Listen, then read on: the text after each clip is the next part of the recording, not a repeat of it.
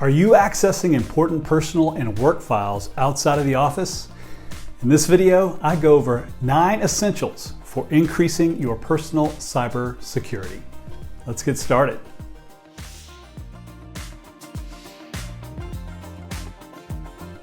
Hey there, this is Patrick King with Prana Wealth.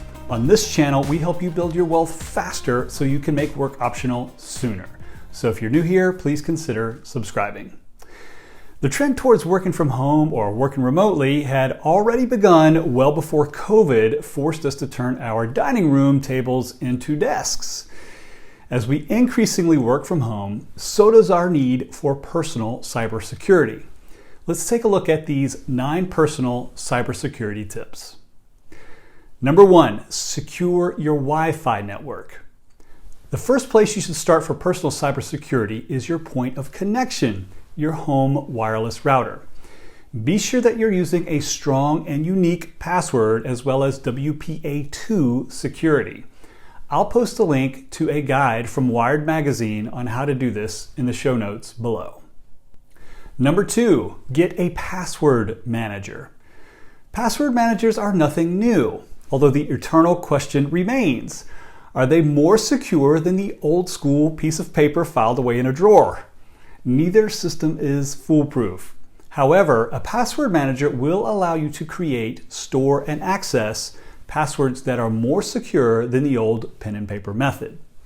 I use 1Password, but I know plenty of people who use Dashlane and LastPass, and they all seem to be fairly equivalent to one another.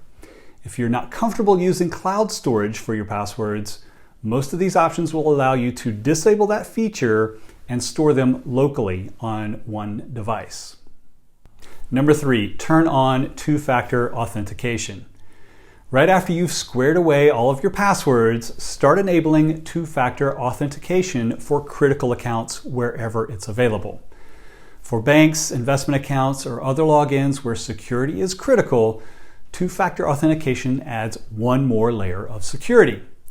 Out of all of our personal cybersecurity tips, this is one that people resist fairly frequently. I hope you're not so busy that an extra few seconds isn't worth the additional security that it provides. Number 4, get a VPN. I don't recommend trying to log into any personal accounts while you're using public Wi-Fi. Instead, use your phone to create a wireless bridge to connect if you have to. But if you have to access the internet using a public Wi-Fi spot, always use a virtual private network, a VPN. I use TunnelBear and have been very happy with it, but there are dozens of other services available. It's not an expensive service, and if you're using public Wi-Fi frequently, it's well worth it. Number 5, install antivirus software. For all of you Windows-based folks out there, antivirus software is a must. While some folks still swear that Macs don't need antivirus software, it's still good practice. I use Malwarebytes, and it doesn't bog the operating system down like the old Norton programs did back in the early 2000s. Be sure and set it up for regular virus scans. Number 6, watch for phishing. We're all bombarded with email these days, so it's easy to get into a hurry and click on a link in an email that looks official. Get in the habit of maintaining a healthy amount of suspicion around emails that ask you to log into your accounts. Instead, navigate to the website directly through your browser instead. Of course, if an individual is emailing you for something, you can always look them up and call them to see if it's legit. Number 7, don't share your P.II. What is P.II? It's your personally identifiable information. This would include things like your social security number, address, or birth date. If you can, avoid sending any P.II. over email, especially if it could be used to compromise your accounts. If you need to share any P.II. with your CPA, financial advisor, or attorney, be sure they use a secure document sharing site of some fashion. Number 8, check your credit. It's not the most exciting thing you can do on any given Friday night, but checking your free annual credit report is always a good idea. Go to annualcreditreport.com to access the free government-mandated report. When you're there, make sure that the information is accurate and no new unfamiliar accounts have been created within the last year.